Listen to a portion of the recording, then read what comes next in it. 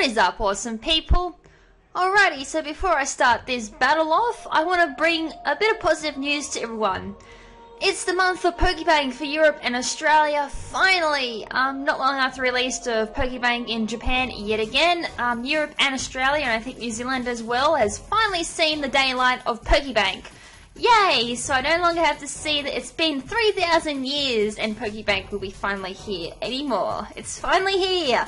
Yes, and I've seen a lot of people rejoicing and already sent over like, I don't think like 20 boxes of Pokemon already. Like, it's just been crazy of how many people are like just jumping for joy and transferring Pokemon. But anyways, for those who don't know like how to do it, you can download PokeBank and Poke Transporter. You need to download PokeBank first to get Poke Transporter. So from the eShop, just search for PokeBank or Pokemon Bank, sorry, the eShop, sorry, for the 3DS. Download it, and then from the PokeBank app, you'll need to download the Pokemon Transporter to get that onto your 3DS from there.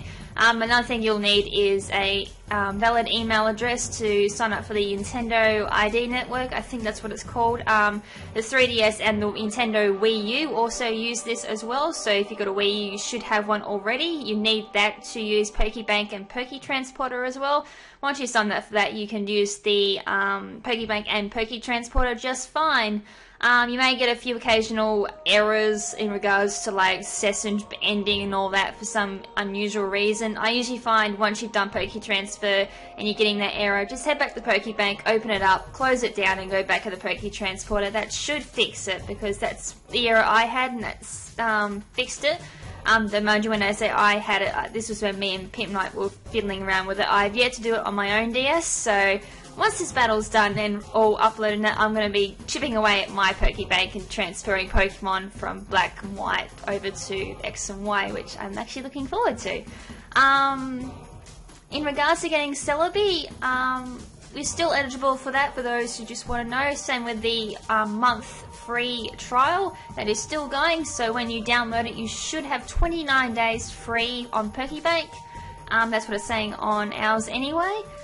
So if you're wondering about that, it's still there. But in regards to Celebi, to get that you need to deposit or withdraw a Pokemon from PokeBank to be able to do it. So once you've used it once properly, you'll then get the Celebi from there. And then once you do that, load up your Pokemon X and Y, and there'll be a new link on the main menu saying Pokemon link or something like that. Press on that, and then the Pokemon will be transported to your PC. So next time you go into your game, go to your PC and grab your newly obtained Celebi. And yeah, if you've got any concerns or need to be re-explained a bit better than what I explained on how to get Celebi, I went to Cerebi to get all my info. Just head there and they've got it down as well on how to get Celebi as well. And there's also a few things on Google you can refer to. PIMPNITE does have a tutorial on his channel on how to get Celebi as well, so that might be a great place to look as well in regards to getting Celebi or any PokeBank issues at all.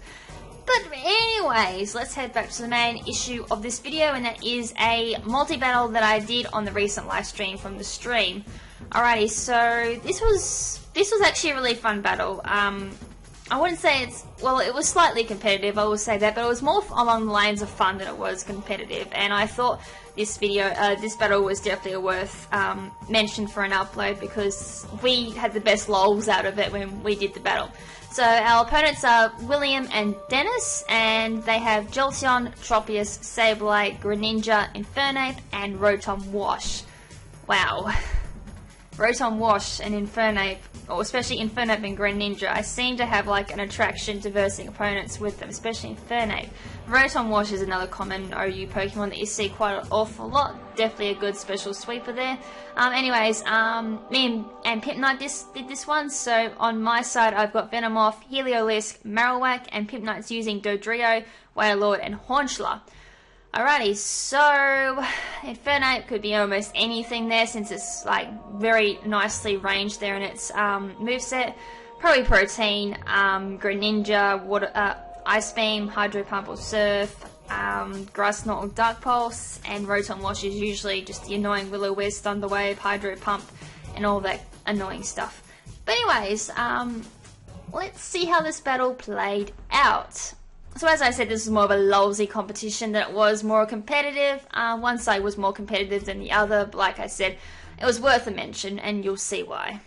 Alright, so Dennis and William are issuing a challenge.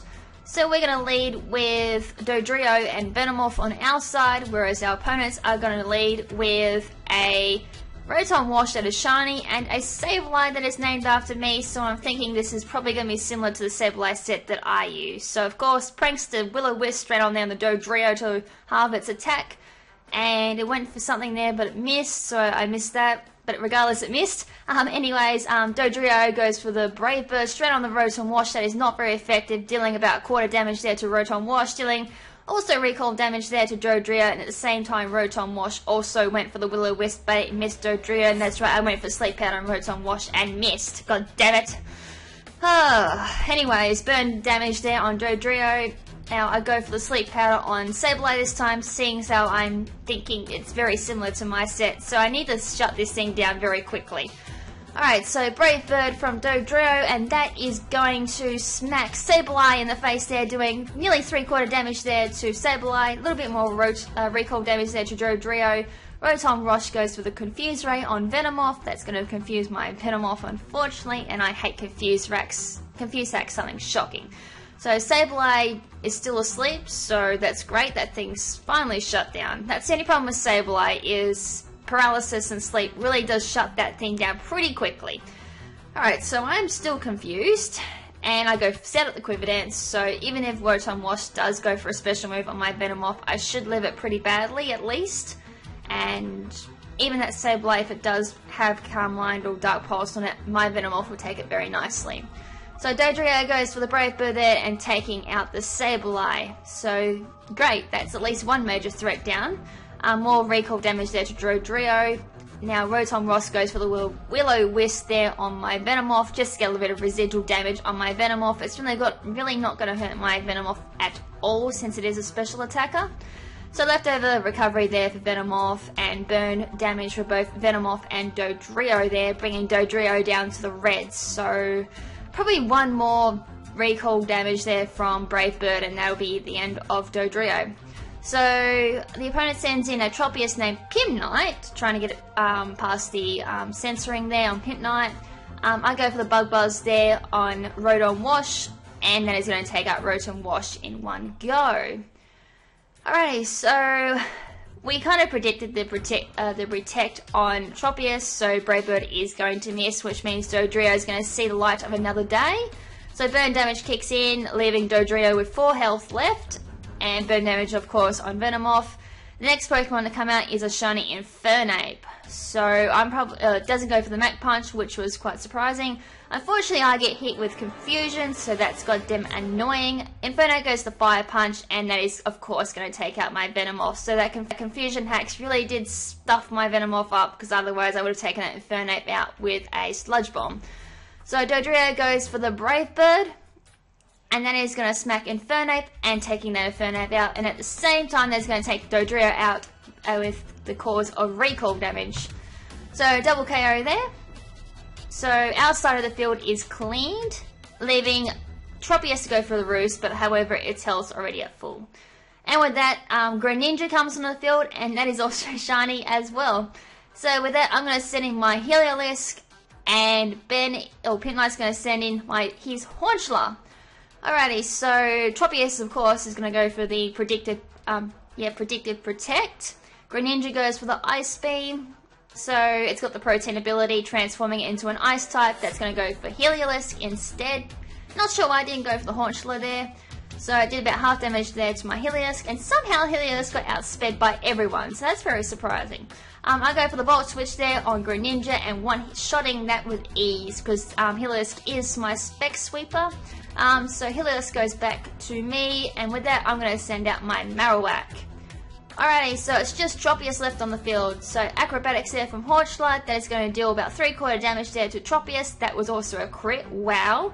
Goes for the Citrus Berry there, so this is definitely a Harvest set Tropius. So with that, it's going to go for the Roost, because it's definitely going to safely outspeed my Marowak, and it's going to negate its Flying type, leaving it now just a Grass type. So Stone Edge is going to hit it neutrally, and with that, it's going to deal just about half damage there, which is amazing. Shows how bulky Tropius is. Gets the harvest and its citrus berry back, so it gets a double citrus berry there plus the roost, so that was a lot of recovery. Goes for the protect there, hoping to get another harvest ability back and another citrus berry. Fortunately goes for the U-turn, but Tropius does protect itself, so it missed. I go for the earthquake, but unfortunately a protect was up there as well. Alright, so Hornchula goes for the U-turn there, and that's going to do a little bit of damage there to Tropius, plus citrus berry recovery, which is goddamn annoying. So it's back up to 3/4 health there. Alright, so Hornchula goes back, and Wailord comes onto the field.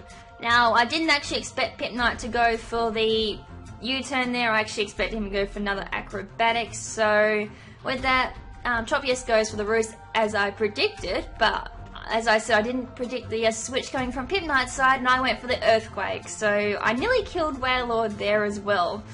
Wow, that was really bad predicting on my part. Anyways, Tropius goes for the protect there, while Wailord goes for the ice beam, which does miss. I go for the stone edge, and again that misses as well.